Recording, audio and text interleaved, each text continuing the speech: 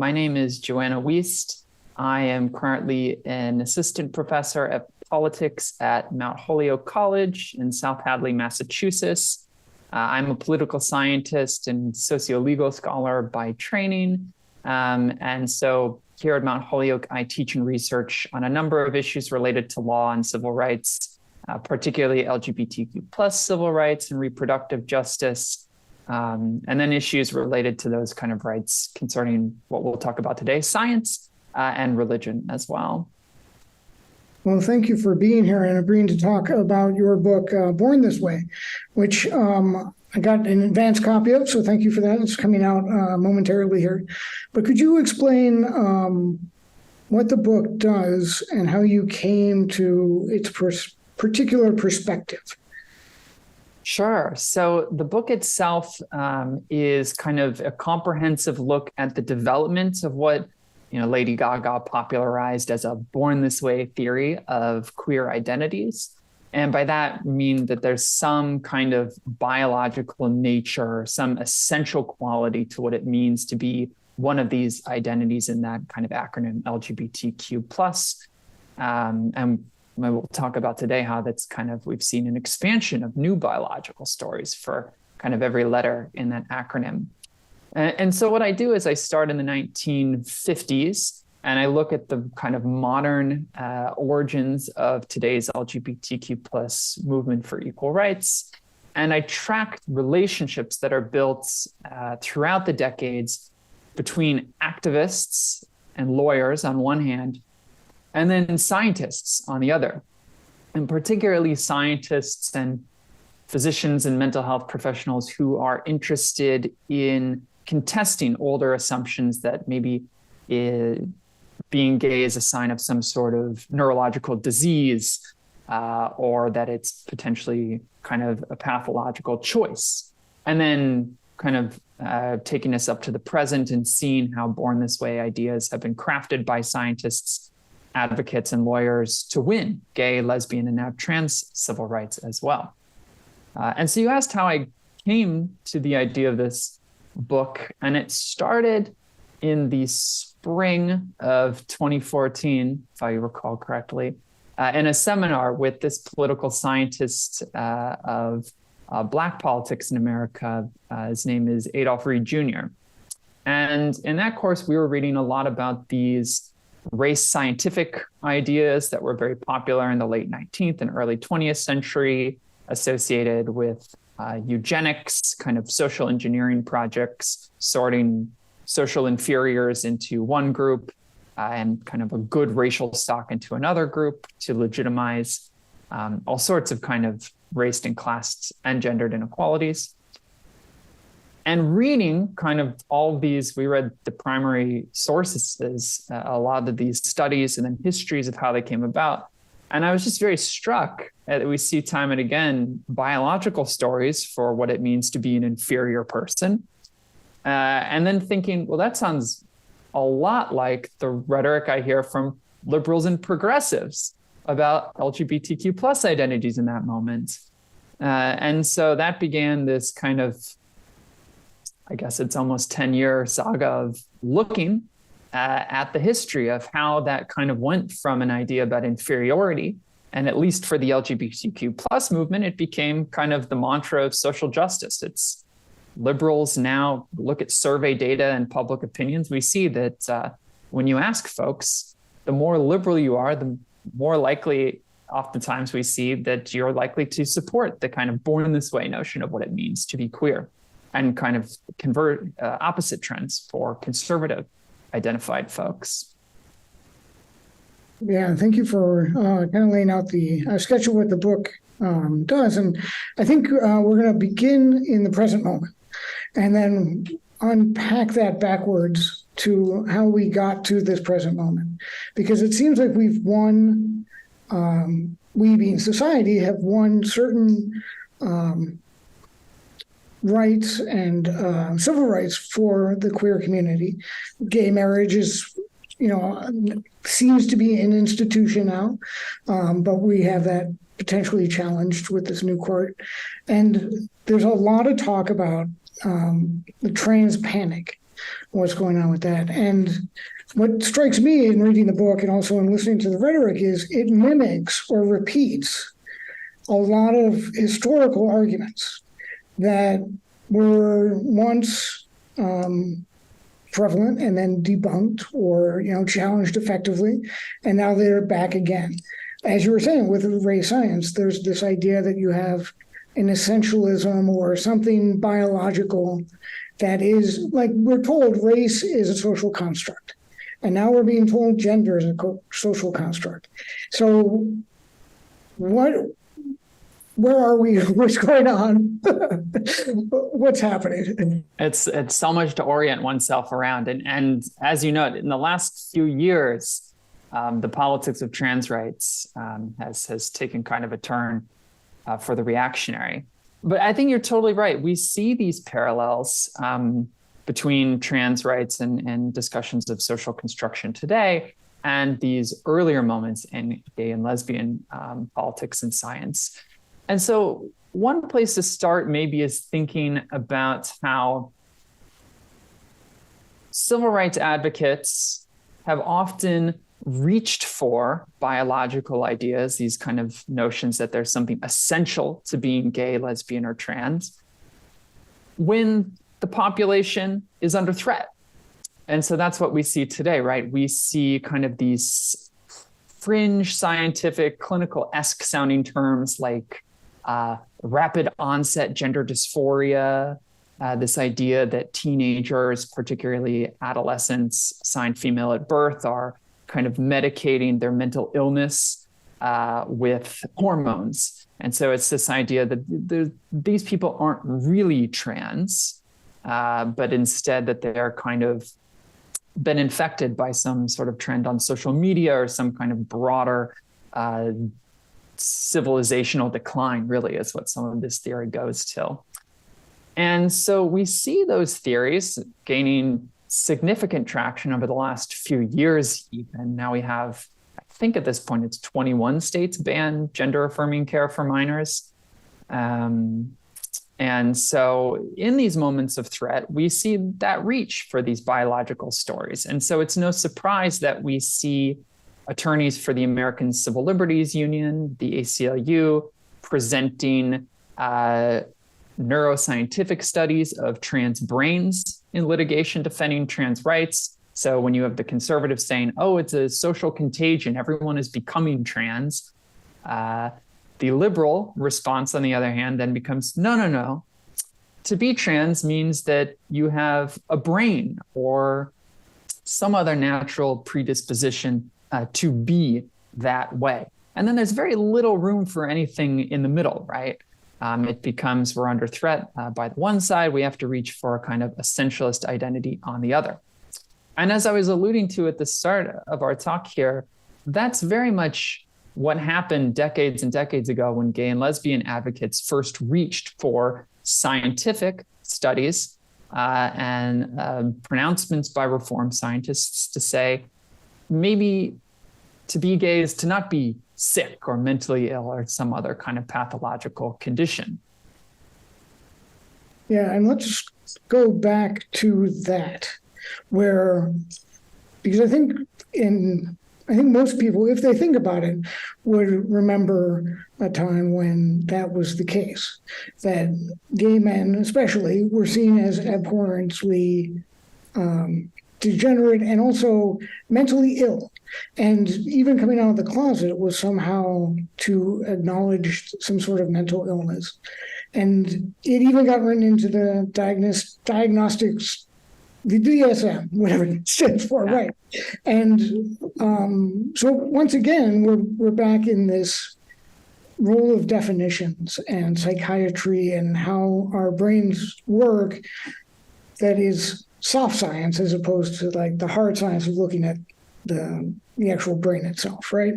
So can you maybe walk us through just generally how that idea of gay rights first addressed that first stumbling block of you're mentally ill? Yeah, definitely. And so, yeah, this story begins with gay rights advocates saying, we need to contest this idea that we're mentally ill. And this happens long before anybody really starts to, in a systematic way, reach for a biological notion of what it means to be gay. And so by that, I mean, we're combating the mental illness model first before we ever think to construct a kind of robust alternative explanation. And so the idea that to be homosexual was to have some sort of mental pathology, as you note, was kind of written right into the American Psychiatric Association's Diagnostic and Statistics Manual on Mental Disorders, or the DSM. And it gets first put in the first edition of the DSM in the 1950s. And this is because American psychoanalysts largely kind of adhered to this idea that being gay was something pathological and something that could be eradicated. And I have to say, in defense of psychoanalysis and its founder, Sigmund Freud, didn't necessarily have that belief. So in Europe, Freud is kind of famously writes a letter to the mother of a child suspected of being gay and says, there's nothing pathological about this. He has neuroses that need to be addressed, but to be gay is not the problem. The American psychoanalysts don't take that tack. They're far more into pathologizing homosexuality. And as psychology and psychiatry develops in the United States, other trends in mental health science also pick up on the pathological idea. So I wouldn't want any kind of cognitive or behavioral scientists to get off the hook here. They were as complicit in the early to mid 20th century as many psychoanalysts were. And that's just to say that mental health science in general in the United States posited that to be gay was to be mentally ill, basically. And so what happens is in the mid 20th century, we start to see some reform scientists like Alfred Kinsey, like Evelyn Hooker, say that maybe this is a normal variant of human sexuality and that heterosexuality isn't the norm, but just one way of expressing sexual desire. And as those scientists began to work and popularize their ideas, they met with and sometimes even collaborated with some early gay and lesbian civil rights advocates. And they kind of together came to increasingly create this scientific narrative, but also increasingly a political message that to be gay is, as one slogan went during the time, gay is good. And then very quickly throughout the late 50s through the early 70s, we start to see those activists and scientists take those ideas into court and to legislatures and win some very early civil rights victories on the basis of you could bring in Kinsey or someone at the Kinsey Institute and say, these people aren't mentally ill. There is no logic for prohibiting them from congregating in bars, for instance, or there's no excuse for them to be fired from their positions in the federal government, for example. And so again, I think sometimes we don't appreciate how early some of those victories were. And again, they were victories that were kind of won on the back of reform scientists. Yeah, and then when we move into, so we have those victories and then there's a pushback. And then I'm going to jump across the 80s into the 90s, to where the biotech, the Human Genome Project launches. And I'm old enough to have been in college back then. And there was this, like, it's going to solve everything. It's going to tell us everything we need to know about how the human mind works, how we're wired. Alcoholism will be cured, anger will be cured, violent psychopathy will be cured, homosexuality. So it was like there's going to be a gene that we could turn on and off for everything. And your book really points out how that changed the civil rights tactics, the rhetoric, and then also how they approach the activists approach the push for rights. Yeah, the Human Genome Project of the 90s is so fascinating for the reasons that you list. I think homelessness was also going to be solved by mapping the human genome. It sounds so ridiculous now, but was on the nightly news and everywhere during that time. So some important developments have to happen before we can get this kind of biological story for what it means to be gay. The first of which is these reform scientists win a massive victory in 1973 at the American Psychiatric Association, and they basically write homosexuality out of the DSM. It stays in there a little bit. We can treat folks who have some sort of dissatisfaction with their sexual orientation, but in general, to be gay is no longer considered a mental illness by 1973. And this is a big victory for gay rights advocates who were working in the APA with these reform scientists. And the relationships kind of compound, and they keep working together, and they keep saying, well, we can bring these scientific ideas continually into court and to public opinion. And what happens is, as they keep sustaining and building these relationships with scientists, the scientists are taking that biological turn that's eventually going to get us to the Human Genome Project. And so there's increasing influx of money from the federal government and private industry into biotech. Part of this is kind of a neoliberal creating increasing paths for private industry to work with public research institutions, universities, and to make profit off of those collaborations. So biotech just is, it's very lucrative. And eventually psychologists, neuroscientists, geneticists, and the like say, we can apply these new methods in understanding the human mind, the human genome, the rest of it, to this sexual orientation question. And so then you really start to see this kind of search for a biological origin stories for what it means to be gay. And by the time we get to the 90s and the early 2000s, the Human Genome Project is at its apex, and we get these kind of studies that make the nightly news.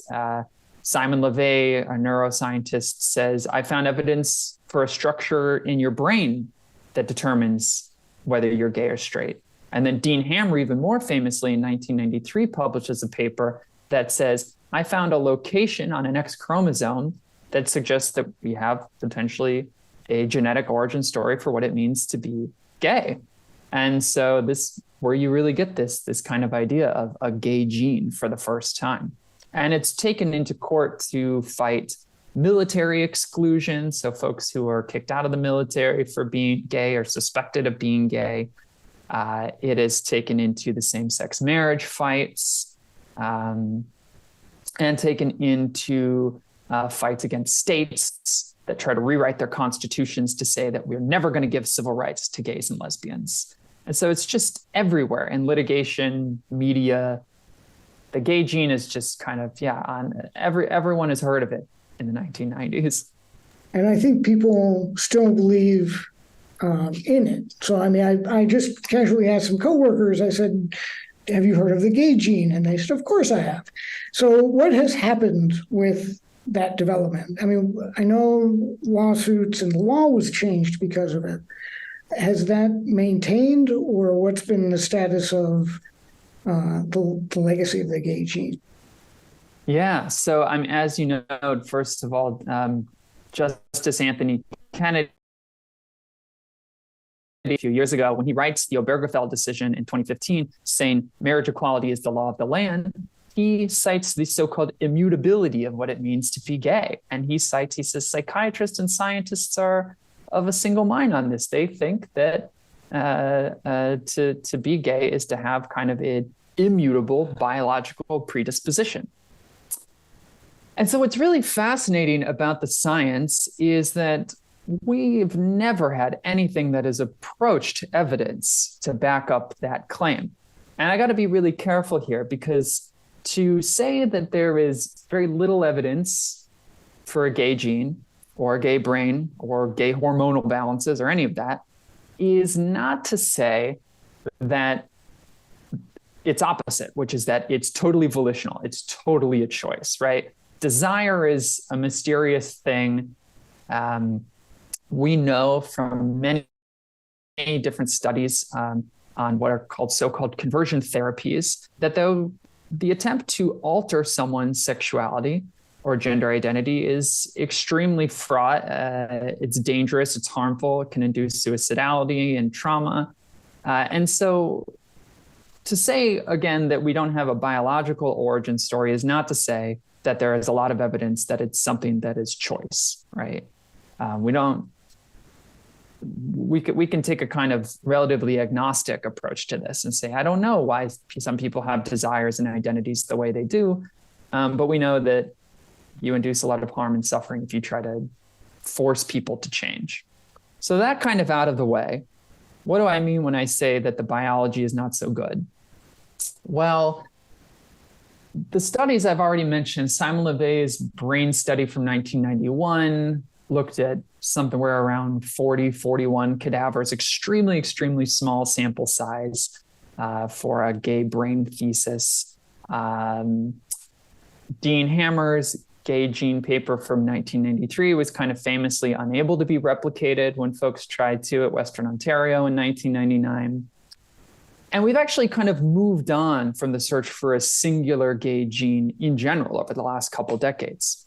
And that's in no small part because when the Human Genome Project was finished in the early 2000s, it concluded something that many people weren't suspecting, which is that we don't maybe have that many individual genes that code for that many things all on their own. And by that, I mean, there's not a clear gene to trait relationship for most parts of human experience. So it'd be kind of absurd at this point to go looking for a gay gene. And so what researchers do instead is that they apply a new technique called genome-wide association studies, or GWAS. And the premise here is that we have kind of bits of genetic material throughout our genome that all together might code for some portion of a trait.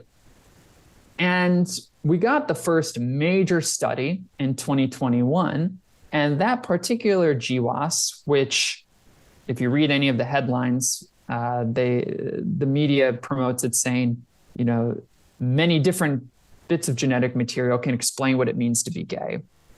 The results themselves say that maybe 8 to 25% of our genetic material codes for being gay.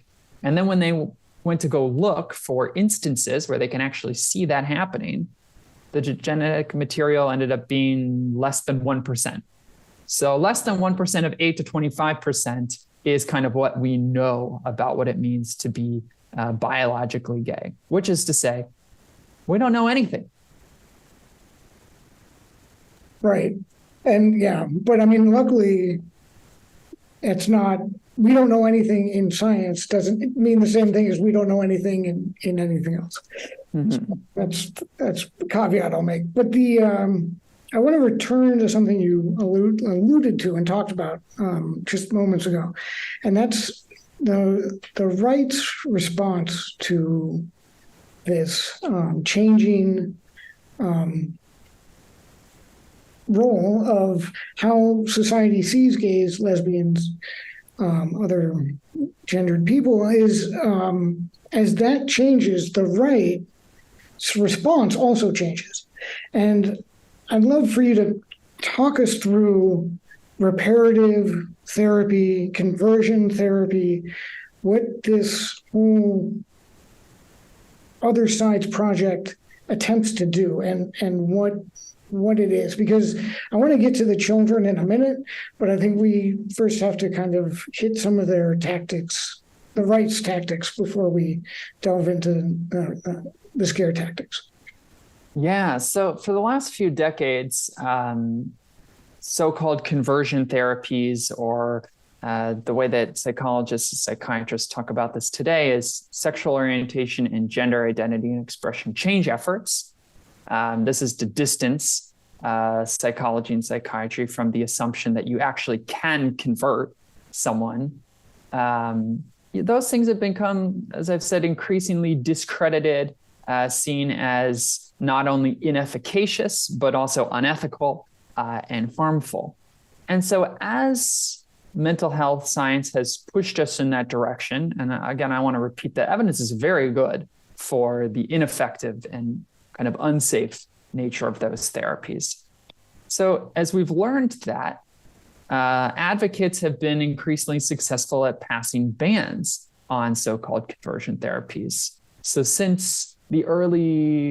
in about the last decade, I think over half of the country is now covered in some way or form by bans on conversion therapy for minors.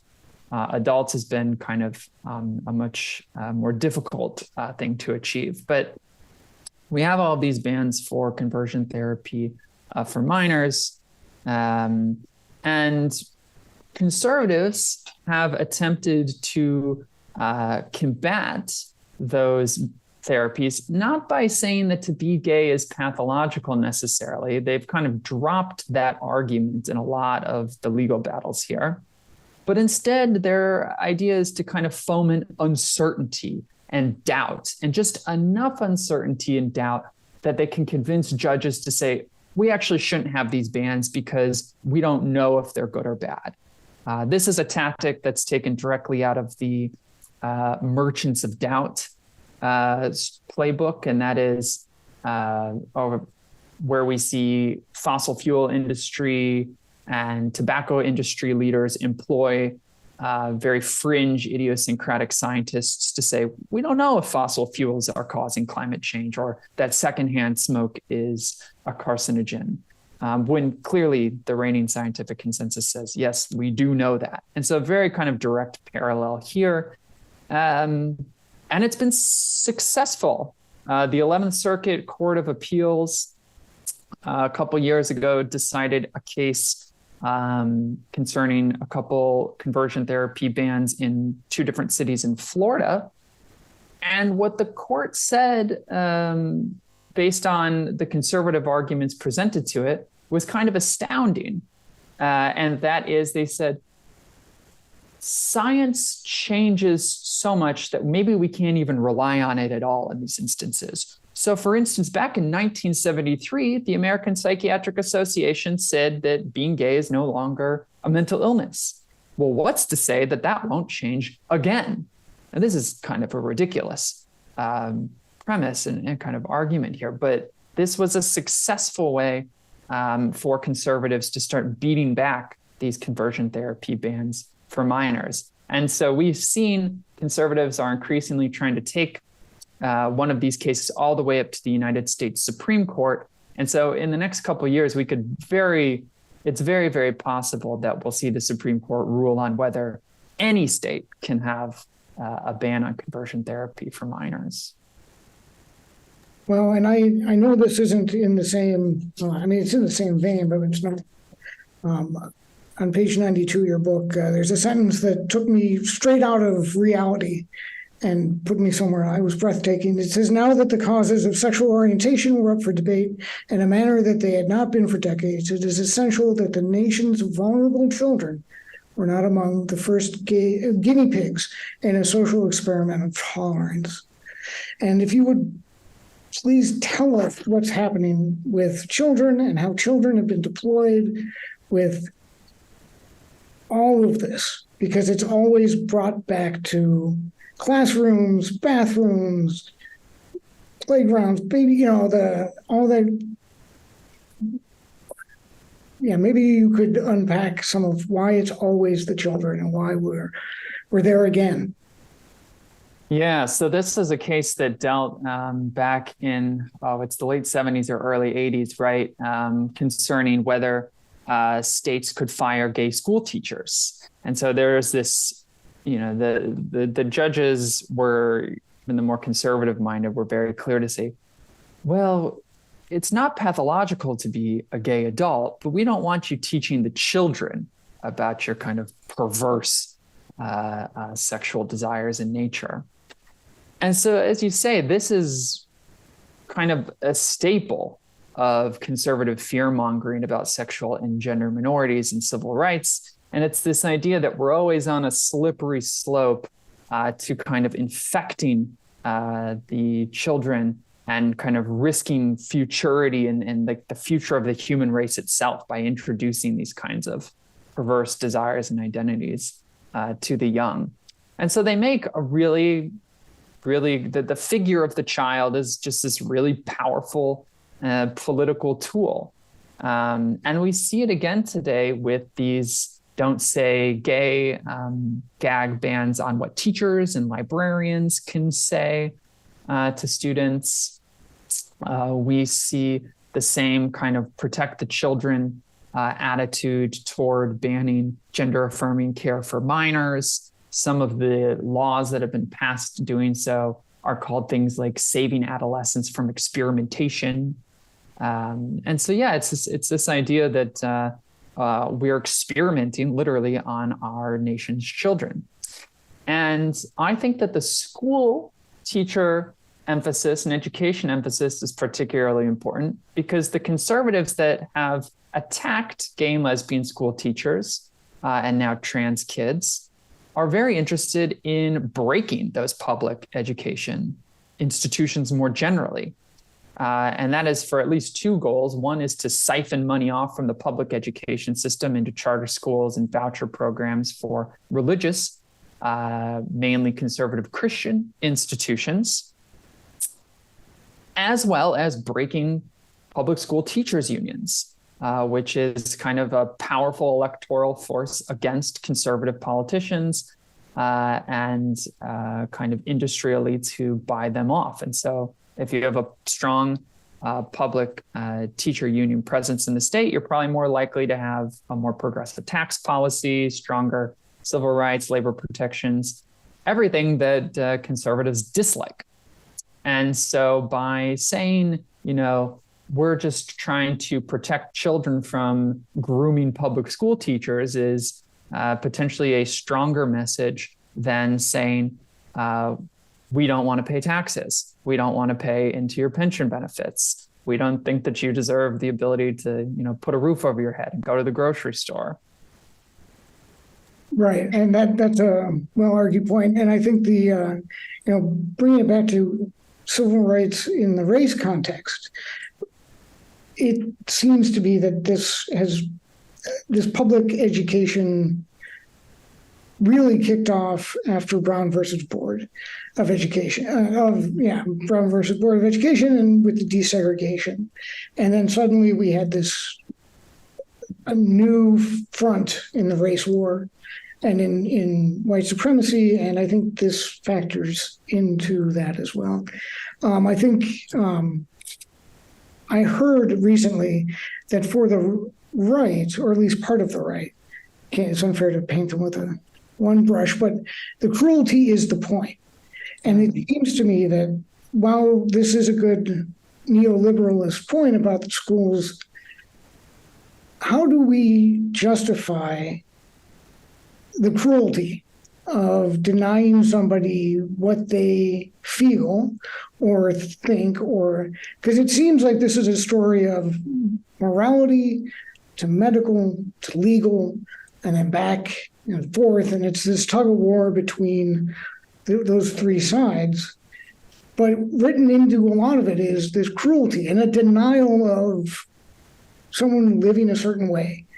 So in race, it's white fear, right? White people are afraid of Black people. They're afraid of what they've done coming back on them. So what is the heterosexual fear of queer identity, queer movement, all of that LGBTQ plus civil rights? How is it that we have that cruelty so baked in to sexuality as well as race? And now genders too. Well, I mean, genders obviously because of the patriarchy, but that's another issue. Yeah, I mean, it's possibly kind of the question, one of the questions for us in contemporary American politics. So, at the risk of being too cute, I've lately talked a lot about cruelty having a point, or the cruelty with a point, and that is so much to say that. I think it's always important for us to think about these animosities on the basis of race, on the basis of sexuality and gender identity, as something that has to be constructed in the first instance. And so if we think about race, we can think about, well, where did Jim Crow come from in 100 years ago?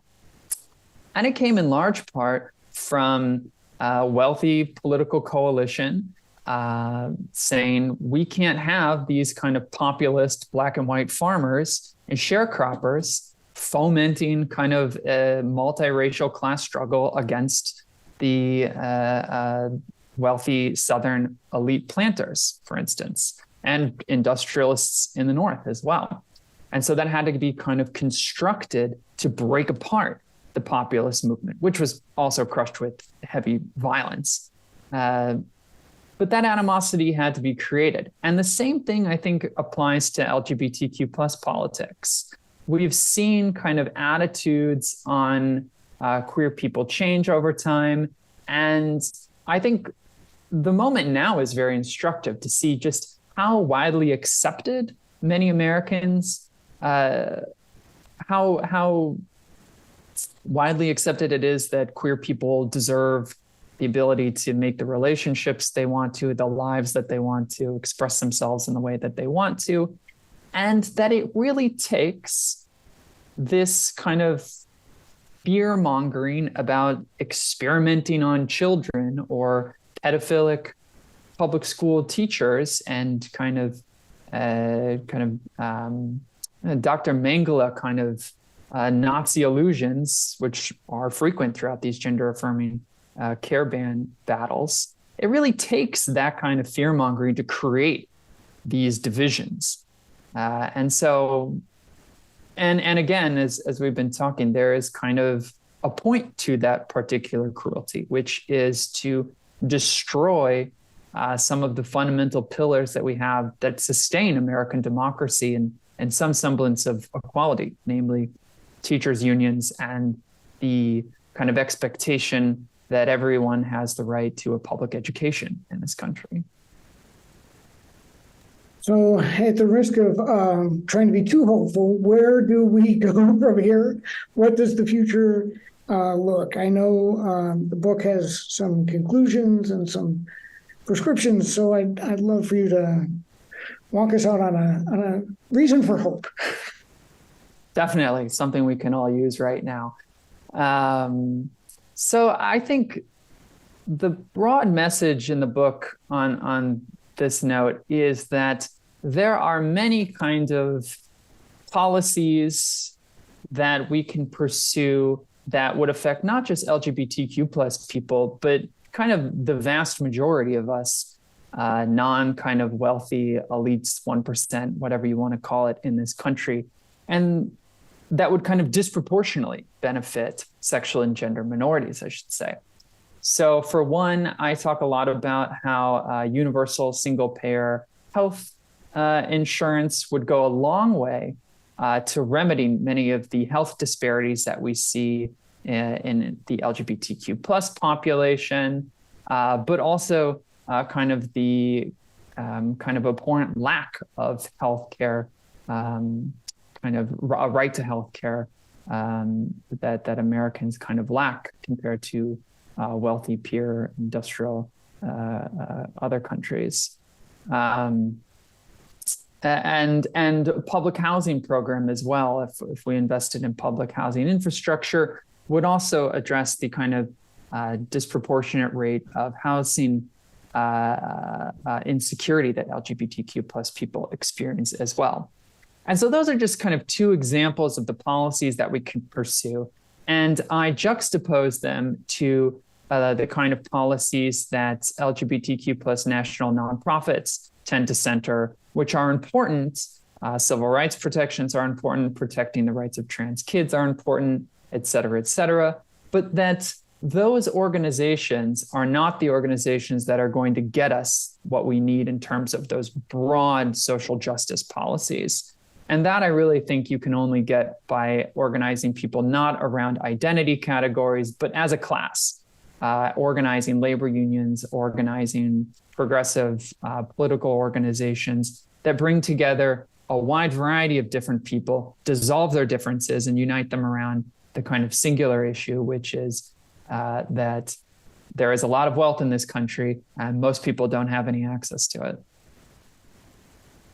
Well, thank you for your time, your work, and everything that we talked about today. So are you working on anything new that we can look out for in the future? Oh, yes. So I have just started to write a book on dark money folks like Charles Koch, like Betsy DeVos, kind of the scariest figures in American politics today, and how they funnel their money into religious liberty legal organizations, which attack both civil rights of sexual and gender minorities, but also social welfare more generally. So they target the human health or the Department of Human Health and Services and the Affordable Care Act, to public education, to child welfare services, just the whole kind of gambit. And kind of, again, related to this cruelty has a point thesis, that